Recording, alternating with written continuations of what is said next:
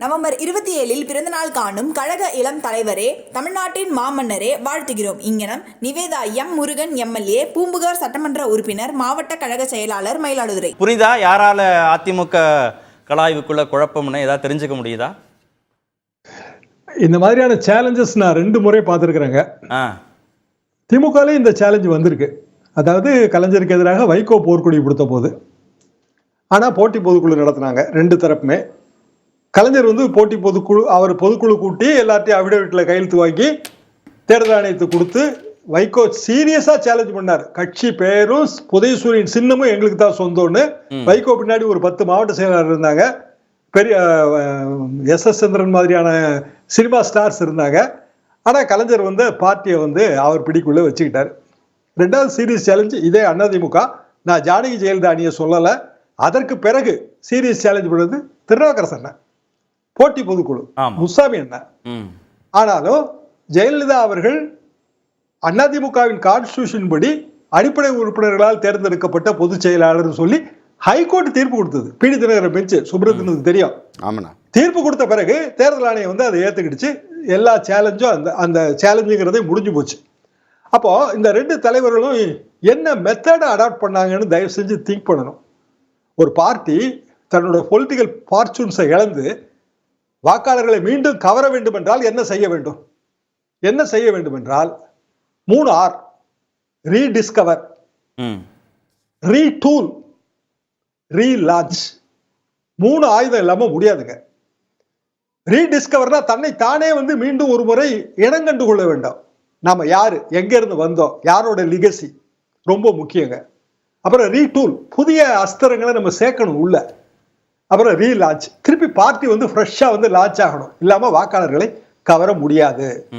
அப்படியான ஒரு நிலைமையில் அதிமுக இன்றைய தேதிக்கு இந்த கலாய்வு எல்லாத்தையும் பேசியிருக்காங்களே. கலாய்வுல நிர்வாகிகள் இப்ப நீங்க சொல்ற எல்லாத்தையுமே பேசியிருக்காங்க. ஏன் நாடாளுமன்ற தேர்தலில் தோத்து போனோம், எங்க கருத்துக்களையும் கேளுங்க, வர்ற நிர்வாகிகள், மூத்த நிர்வாகிகள், முன்னாள் அமைச்சர்கள் மட்டுமே பேசாதீங்க அப்படிலாம் சொல்லியிருக்காங்களே.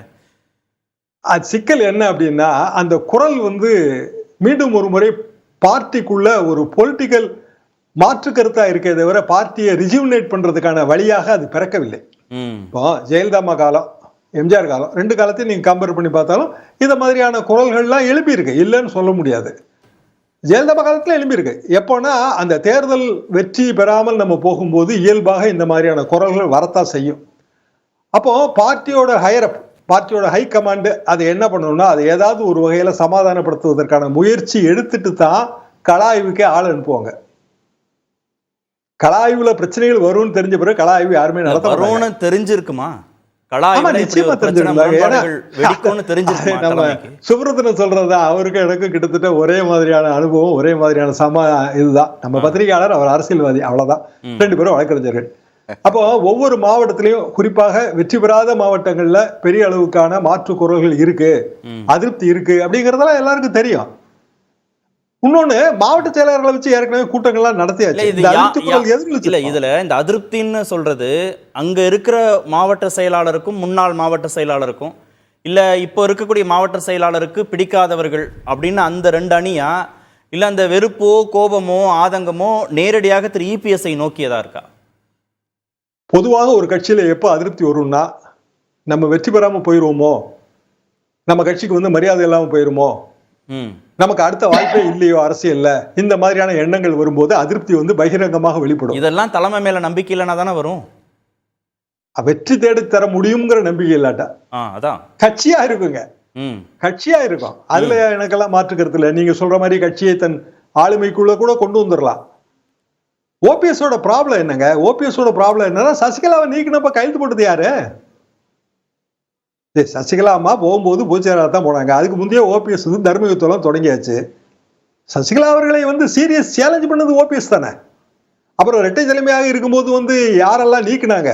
டிடிவி 2019 வரைக்கும் அதிமுக தலைமைக்கு ஒரு போட்டி போட்டாரு. பரிசு பெட்டி சின்னம் மறந்து போயிட்டோமா? 2019 தேர்தலுக்கு வாங்கப்பட்ட சின்னம்.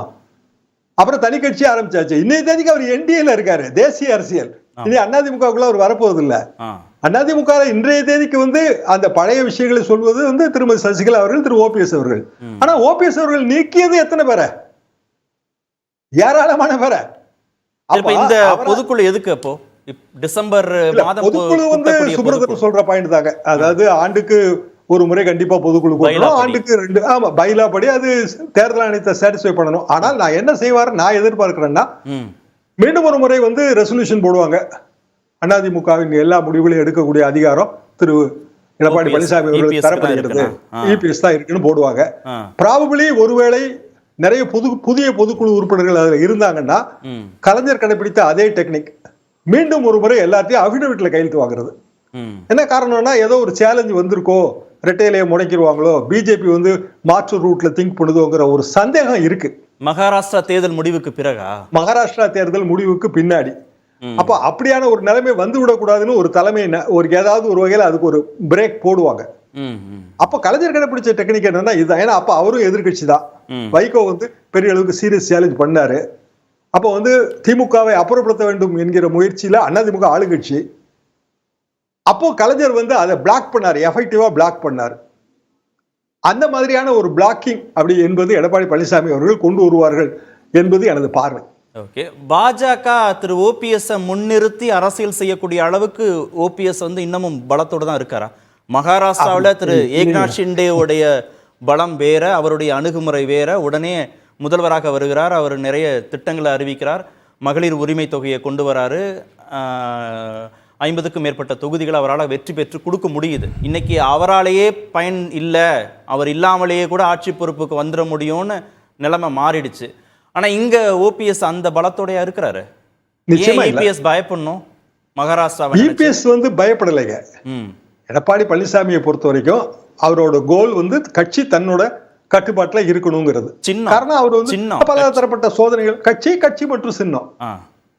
கட்சிங்கிறது அதிமுகங்கிறது அதிமுக பேரு, கொடி மற்றும் சின்னம். கொடிக்கு வந்து ரெஜிஸ்ட்ரேஷன் கிடையாது, பேருக்கும் சின்னத்துக்கும் வந்து தேர்தல் ஆணையம் ஒப்புதல் தரணும். இப்படியான சூழ்நிலையில் டெல்லிங்கிற அந்த மாபெரும் முதலாளி நினைச்சு எந்த முடிவுக்கு வேணாலும் மாற்று கொண்டு வர முடியுங்கிறது இந்திய அரசியல் பலமுறை பார்த்த விஷயம்தான். அது வந்து ஒரு இயல்பான பயம்.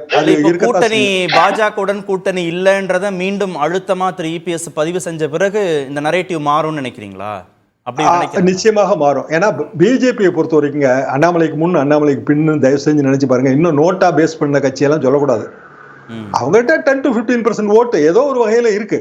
வலதுசாரி சிந்தனையாளர்கள் கூடியிருக்காங்க. அப்ப திராவிட சித்தாந்தத்துக்கு எதிரான நேரடி சித்தாந்தம். அப்ப இயல்பாக பிஜேபி ஒரு குறிப்பிட்ட பிரிவை அகற்றினால் நமக்கான வாய்ப்புன்னு நினைச்சா அது அதிமுக தானே கையை வைக்க முடியும். ஏன்னா விஜய்க்கு என்ன ஓட்டு வங்கின்னு யாருக்குமே தெரியாது. அதிமுக ப்ரூவ்டு ஓட்டு வங்கி இருக்கு. அது டிஃபரெண்டா பிளான் பண்ணும்போது ஒரு வகையில வந்து முக்குளத்தூர் மக்கள் அதை அதிருப்தி அடைஞ்சிருக்காங்க. இதெல்லாம் உண்மைதான். அப்ப அந்த ஓட்டு வங்கியை கையை வைக்கணும்னு நினைச்சா உதாரணமா நயினார் நாகேந்திரனுக்கு ஒரு பதவி கொடுக்கலாம். ஏதாவது ஒரு வகையில அவங்க அதை செய்வாங்க. அண்ணாமலையே வந்து மீண்டும் ஒரு முறை வந்து ஆன்டி டிஎம்கே பாலிடிக்ஸ் பெரிய அளவுக்கு அவரு இப்ப சமீப காலமா அறிக்கையெல்லாம் விட ஆரம்பிச்சிட்டாரு. 30ஆம் தேதி என்னமோ வர போறாரு, கையில ஒரு பெரிய சர்டிபிகேட் எல்லாம் எடுத்துட்டு வராரு போல இருக்கு. காலையில அலாரம் வச்சு படிச்சு எந்திரிச்சு அவர் ஒரு பெரிய பரீட்சையை எழுதி அதுல வந்து இதெல்லாம் டப்பா மரண டப்பா கதைங்க. அது படிச்சு எழுதி என்ன பண்ண போறாரு எனக்கு தெரியல. சரி, எழுதிட்டு வராரு. அவருக்கு ஒரு வரவேற்பு எல்லாம் கொடுப்பாங்க. வரவேற்பு கொடுத்த பிறகு அவர் தமிழ்நாடு பாலிடிக்ஸ்குள்ள வந்து டெல்லி வந்து ஓகேன்னு சொல்லிருச்சுன்னா இந்த மத்தவங்க குரல் அமைங்கிரும். மீண்டும் ஒரு முறை வந்து அண்ணாமலையின் குரல் எதிரொலிக்கும். கூடவே வந்து அதிமுக ஃபைல்ஸ் அவர் கிரியேட் பண்ணுவார். திமுக வர்சஸ் பாஜகன்ற அந்த இருதுருவம் இன்னும் வீரியமா வந்துருமா, மாறிடுமா? வீரியமா இந்த தேர்தலில் மாறுமா மாறலையான்னு எனக்கு தெரியாது. ஆனா ஒரே நாடு ஒரே தேர்தல் வந்தா 29ல திருப்பி ஒரு தேர்தல் வரும்ல. ஆமா ஆமா, போற போக பார்த்தா ஒரே நாடு ஒரே தேர்தல் வந்துரும் போல எல்லாம் இருக்கு. அப்படின்னா வாய்ப்பு இருக்குல்ல. 26ல விட்டதை 29ல பிடிச்சிடலாம். 26ல விட்டதை 31ல பிடிக்கிறதுங்கிறது லாங்கு. அப்படி பாப்பாங்கல்ல.